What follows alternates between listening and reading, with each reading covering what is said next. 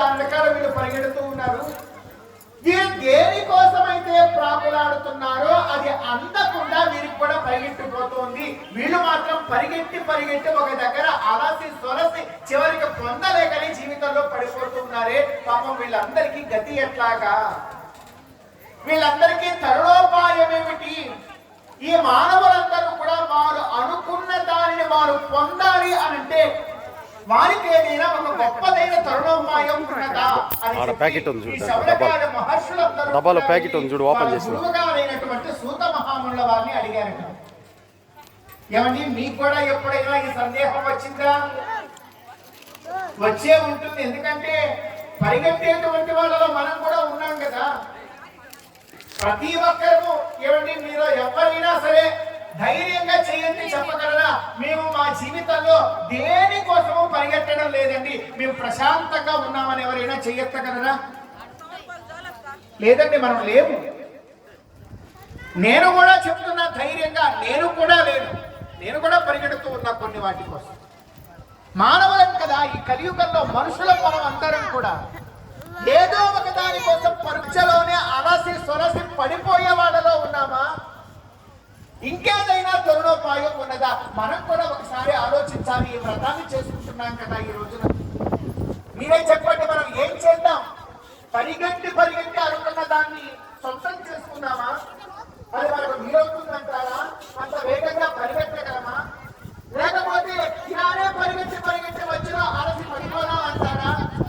లేదు, ఇంకేదైనా ఉపాయం ఉంటే మనం అనుకున్న దాన్ని పొందడానికి ఇంకేదైనా ఉందా? దాని గురించి ఏదైనా మనం ఆలోచిద్దాం.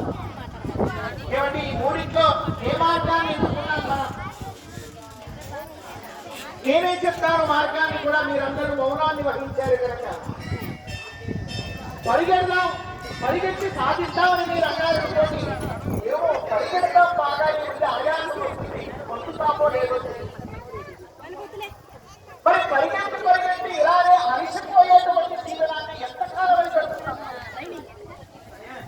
అయితే మన శాస్త్ర ఇతిహాస పురాణాలలో ఎక్కడా కూడా మనం పరిగెత్తకుండానే మనం అనుకున్న దాన్నే మన దగ్గరికి తీసుకుని వచ్చేలాగా ఉపాయాలేమి. మనం పరిగెత్తకుండానే, మనం దేని మీద తాపత్రయ పడకుండానే మనం అనుకున్నదే మన దగ్గరికి పరిగెత్తుకుని వచ్చేలాగా ఏదైనా ఉపాయం ఉందా?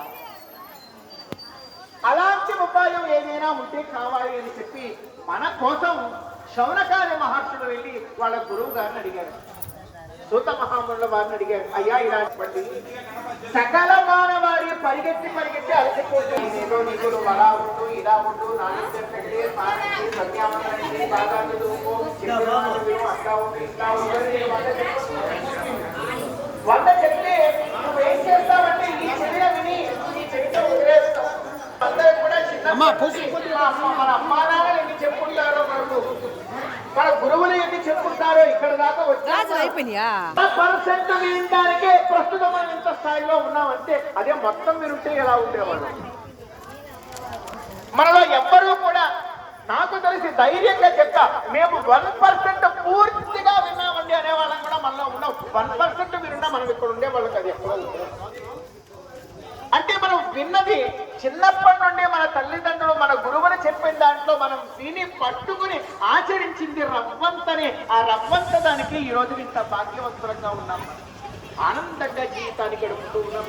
అలాంటిది పరిపూర్ణంగా వినగలిగితే ఇంకా గొప్పవాళ్ళం అవుతాం కదా.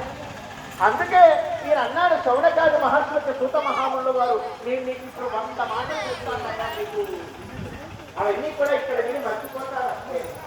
కాబట్టి ఒక కథ చెప్తాను, అదైతే కథ. అందుకే మనకు కథలే ఎన్నుకున్నారు అంటే కథల రూపంలో వింటే మనకు బాగా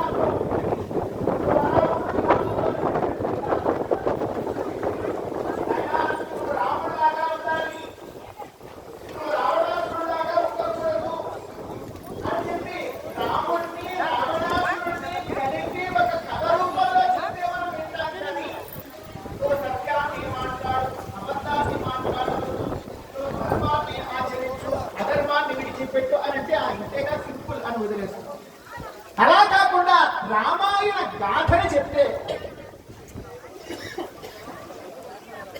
రామాయణ గాథను చెప్తే ఆ రామాయణంలో ఉండేటువంటి